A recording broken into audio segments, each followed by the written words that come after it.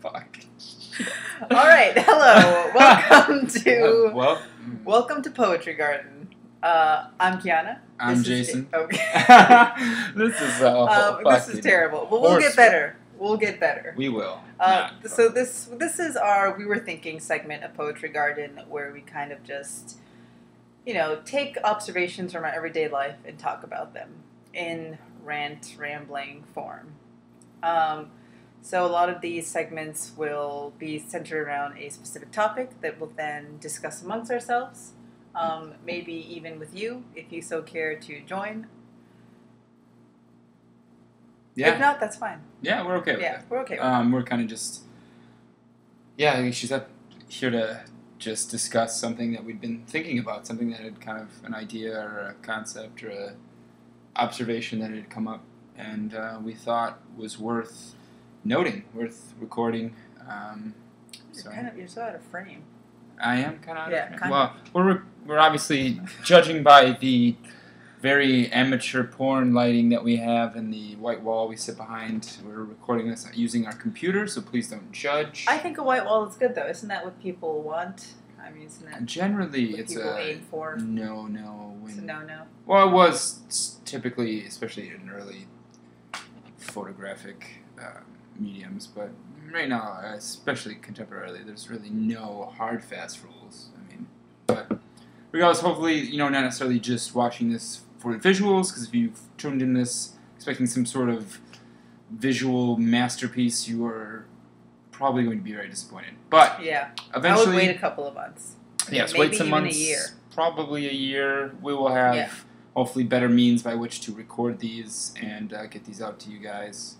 Until then, you're going to have to suffer through, again, the terrible lighting that we have and our backdrop, which... and for those who just tuned in, not that you can just tune in. Yeah, like a television. Yeah, what's on this station? Yeah. Like you actually have to click this and watch it through. But this won't turn into an amateur porn, if that's what you're expecting. So I don't even know him, really. No. Yeah. No, not at all. I don't know where I am. Not that you have to know someone. But anyway. Yeah. Back to our just segment. Take us off track there.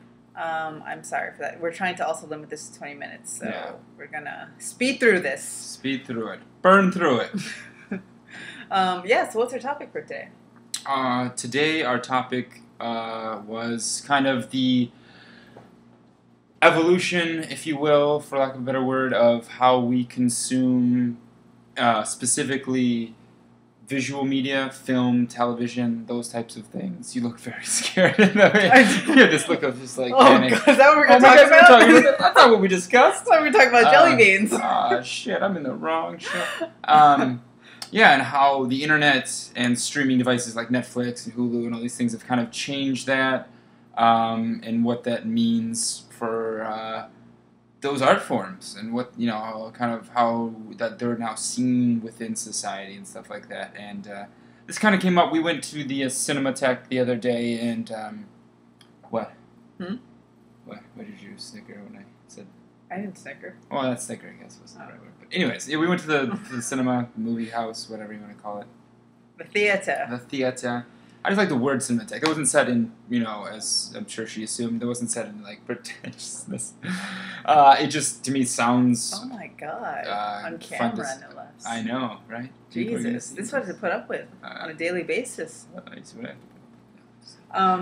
with. So we went to... Go ahead. We went to the movie house and saw a film. And this isn't necessarily about the film we saw, but just it kind of led us to kind of discuss, how that's changed now with, Netflix and Hulu and, all these other devices, how you kind of stream, I've heard the term called cutting the cord, basically.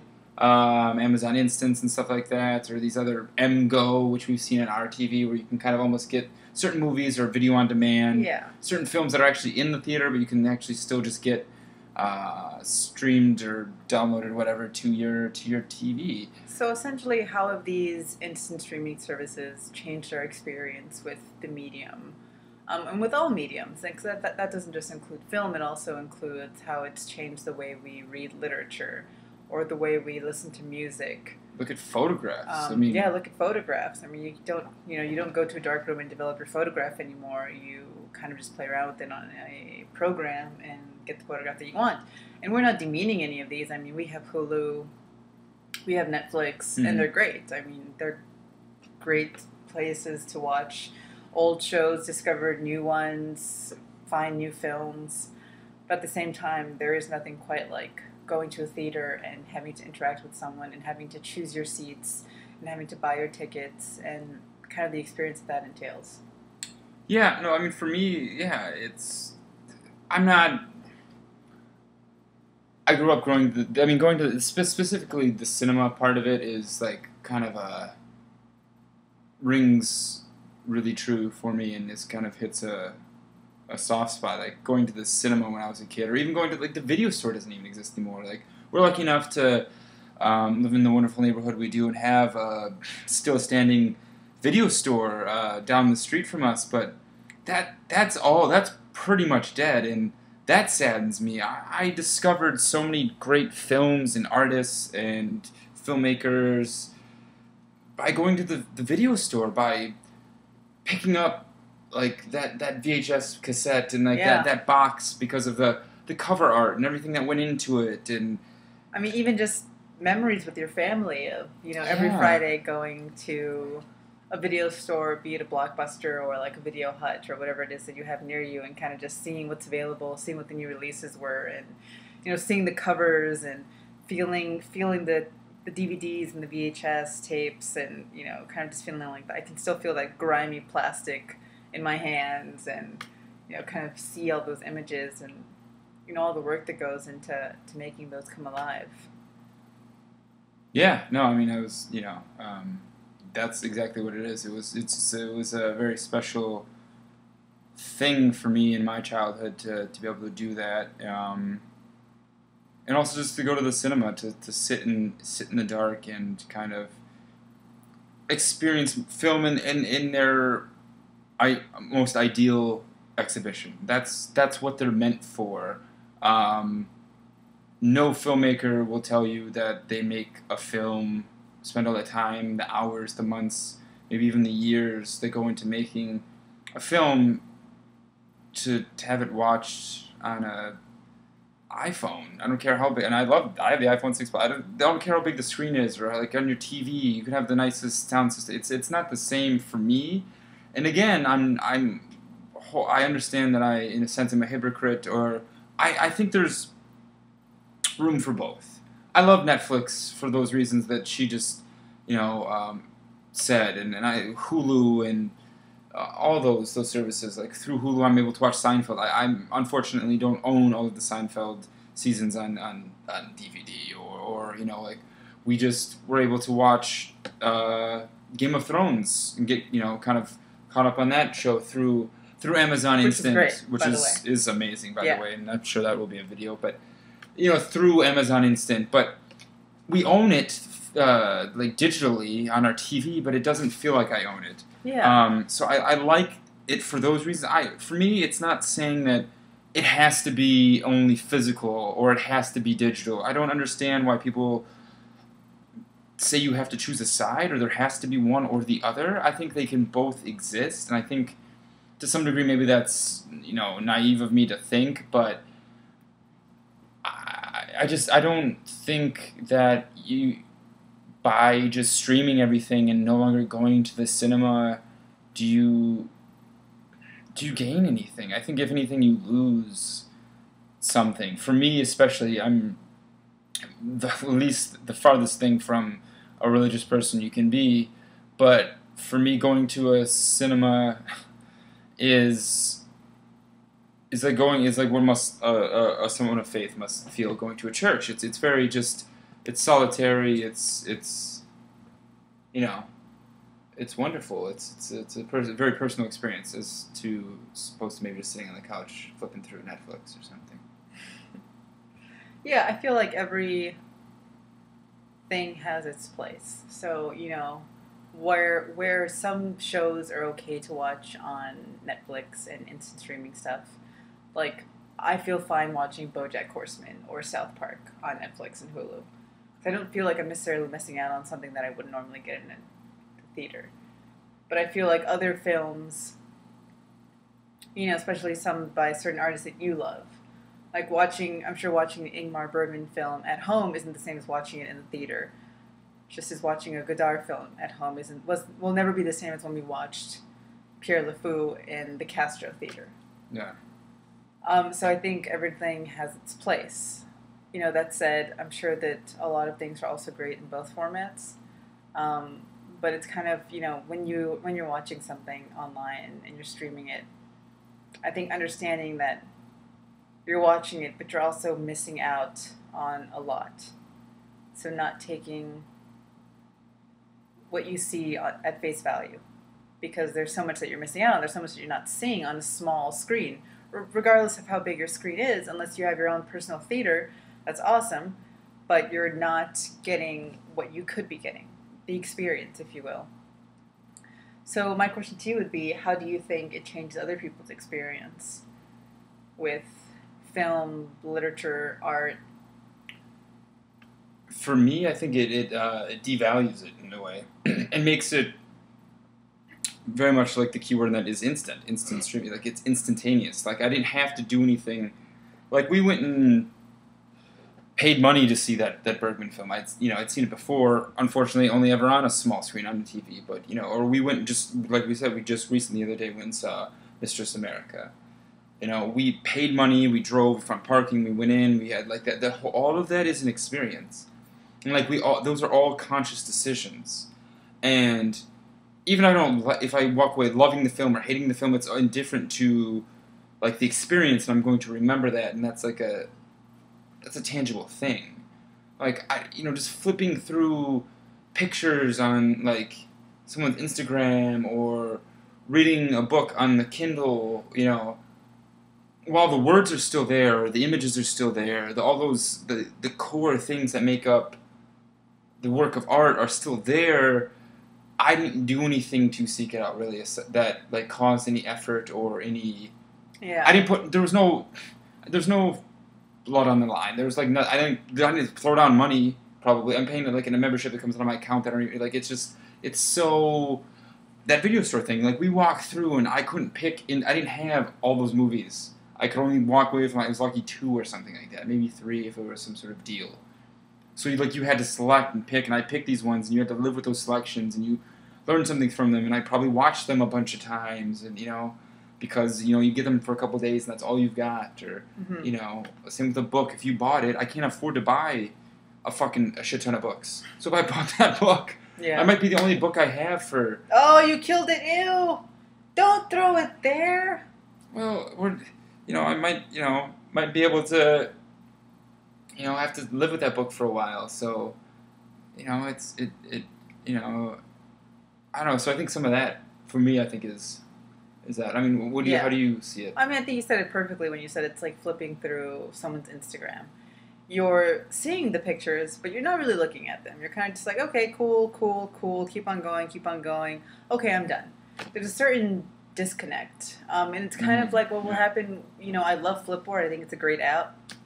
It provides you with access to all of these articles and all of these magazines, but for the most part, when I look at Flipboard, I'm kind of just flipping through articles. I'm not really taking the time to read the headlines or read the summary or even read through the entire article, if I'm being honest. I'm kind of just getting, the meaty pieces, and I'm like, okay, cool.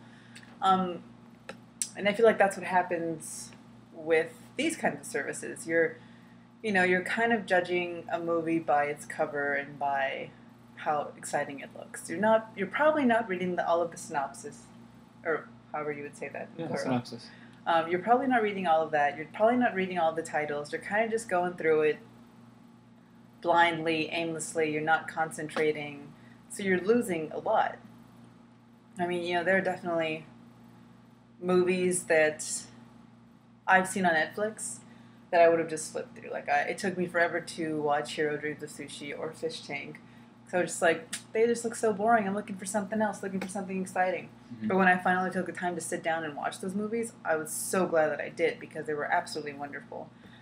And so I feel like that's kind of what happens. And it's the same with, it's the same with music services like Spotify. You're kind of just going through albums, looking for the ones that you already know instead of taking the time to discover new ones. With Kindle, you're kind of just flipping through titles. Part of having an experience is engaging all of your senses. It's engaging the sense of touch, of sight, of sound, of feel. Yeah. It's using all of that to create something sensory, something that you can remember. I mean, I can remember almost every time I've been to a bookstore or, when we've been to Video Hut. Mm-hmm. I can't remember every time we've just flipped through Netflix. I don't remember when we flipped through Netflix. Yeah, I don't. That's a great point that I really don't. Yeah. Yeah. Because it's just like, it's so automatic. Mm-hmm. And yeah, like you said, it's very detached. Yeah, it's very detached, and it's almost like you're on autopilot. Yeah.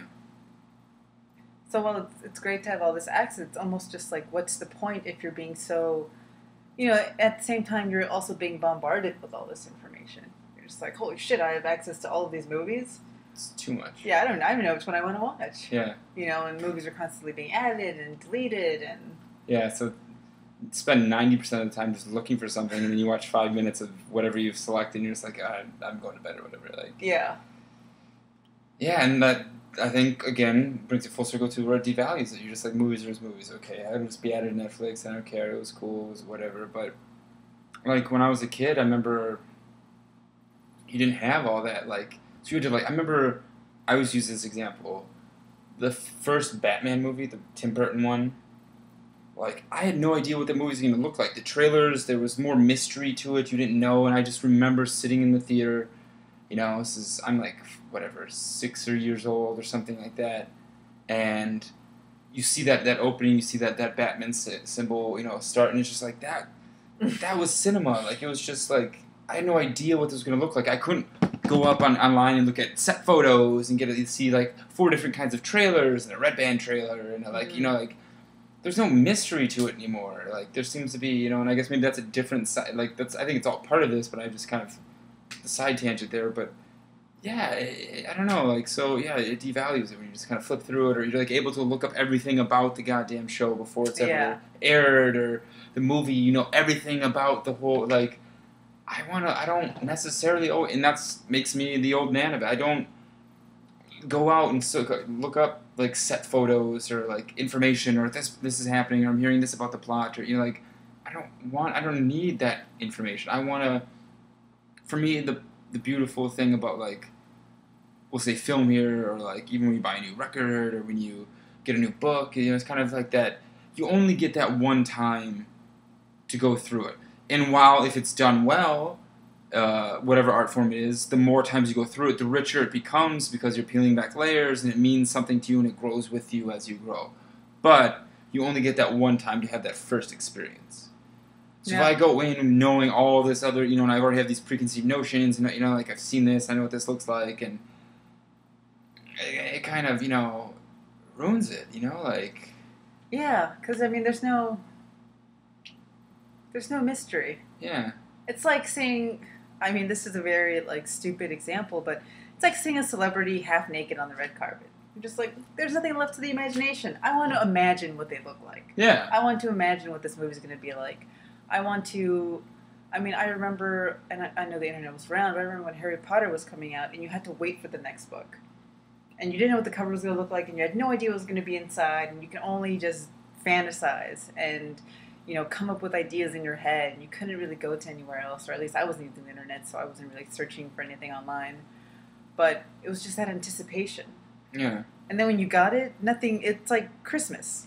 Nothing compares to just having it in your hands for the first time and seeing it or reading it or hearing it for the first time and just having your mind blown. Yeah. So you lose some of that with the oversaturation with the internet and with, all that. And this is a discussion, obviously, it could be like, I could go on and on about this, but, there's something that we were thinking about, and I think that was, important to kind of just bring up that, while I think it's awesome that we have access to all these things and all these films and great works of art are now accessible to everyone. Also, kind of keep in mind that like what that is and like what that means, and that there's still actual works of art and there's still actually books out there. There's still actually theaters you should go to, especially.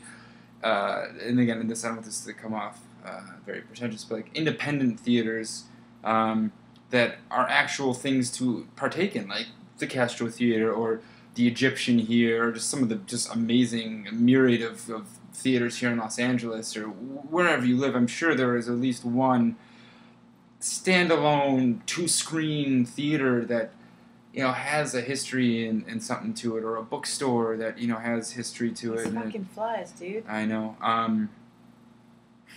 It's or a record store, whatever it is, but balance is important. It's cool, binge watch stuff on Netflix. Totally. We did it. We've done that. We do that. We do that. We'll do it again, but definitely. Yeah, binge watch. I mean, take advantage of the fact that we now, in this day and age, have instant streaming services where you can watch almost whatever you want, whenever you want. But also don't deprive yourself of the experience of being out in the world.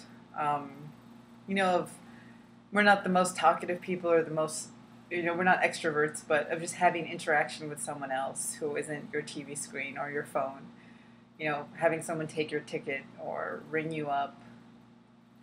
I mean, sounds cheesy, but that's what life is about. There is so much more than what someone is posting on Instagram, or what someone's saying, or what's being done, or these new releases, or what's happening on the set of Star Wars. Leave that mystery to when Star Wars actually comes out. And I know I do it too. What? It's shaking the camera. Oh. My bad. It's okay. Don't want people think there's an earthquake or something. We do live in California, though. We're due for a super quake.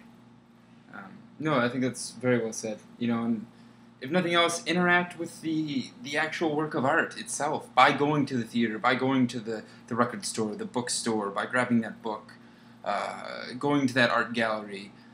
You're interacting with that artist. Whether or not they're there, it doesn't mean anything. Their work of art is physically, tangibly in front of you, and that's a connection too, and I think that's important to not lose as well. Again, I'm not saying do away with all your digital media. I enjoy it, but know where it stands, and everything should have balance, and life is about balance, so I think finding that balance is important. Yeah. And maybe you disagree with this. Maybe you're just like, fuck you guys, streaming services all the way, or, you don't own those devices. Cool. That's what you do, whatever makes you happy. But you don't want to miss out on something. Yeah, so. And not even like miss out on something like, miss out on, I don't know, whatever people are doing nowadays. But just like miss out on your own life. I mean, what happens if there is no internet? Yeah. Yeah, or if all that shit gets turned down, or we get abducted by aliens and they turn off all of our cellular data networks. Yes. Can we edit this part out? Yeah, hopefully. Yeah, okay. Yeah, that was you know what I mean. But that was what we were thinking. Yeah, so that's what we were thinking for today. Is that what we were thinking? Okay. Yeah, right. That's what we said in the beginning of this. You tell us, or don't. Yeah, or tell us what you're thinking. Yes, tell us what you're thinking. Yeah, go to poetreegarden.wordpress.com. We will be doing more on our site, so stay tuned and keep in touch. Thank you for watching.